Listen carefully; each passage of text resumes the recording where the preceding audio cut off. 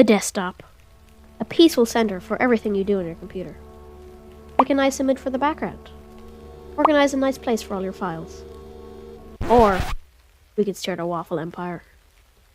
You already know which one I'm picking. So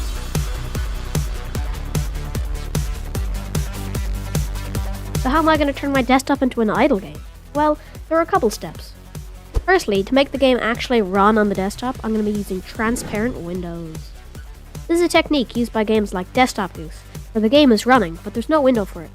It just renders whatever is below it. Hopefully, this will give the illusion of the game being on the desktop. Secondly, I'm going to need an actual idle game. I'm going to be basing it off of Cookie Clicker, as it's probably the most well-known idle game.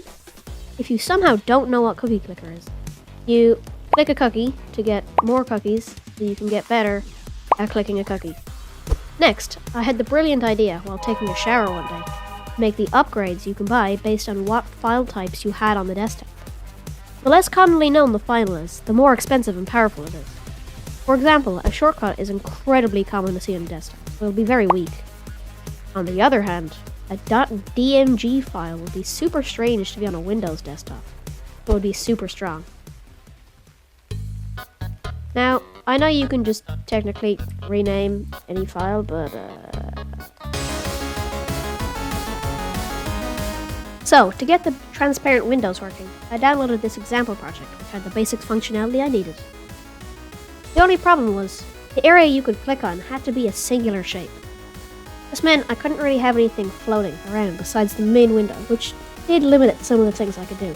I really wanted to have the upgrades you bought bounce around the screen, but the thing is, for some reason, Windows specifically only displays things that are clickable. If anyone has a solution to this, please put it in the comments. Next, I did the actual idle game pair. This was pretty simple. I just made a button that, when clicked, would increase a number. I then made text show the amount of waffles you had, and added some neat particles using Godot's particle system. There's also this toggleable panel, which is where you're going to be able to buy upgrades. Speaking of upgrades, let's do that. I wanted a unique image for each file type, but I didn't want to draw hundreds of sprites. Instead, I made this template in Godot. When the file is loaded, the text will be set to its file type. I also got ChatGPT to match 100 or so file types to different colors for the outline. I then got it to give it a speed and amount per click to each file type based on rarity. I then did a little bit of math to calculate the cost, and just like that, the game was done. Now, for the fun part. Alright, let's do this. We've got the waffle here. I can move it around. And I can click it. Let's get to clicking.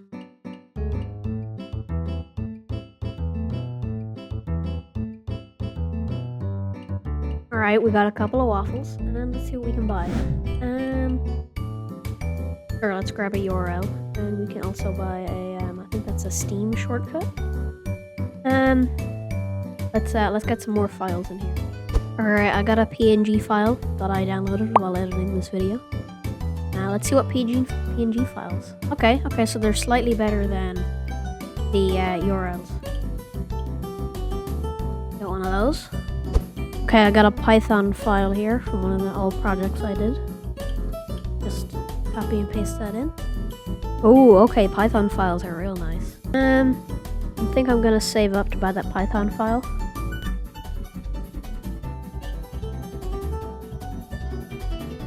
Okay, we got a Python file. Let's see how good this is.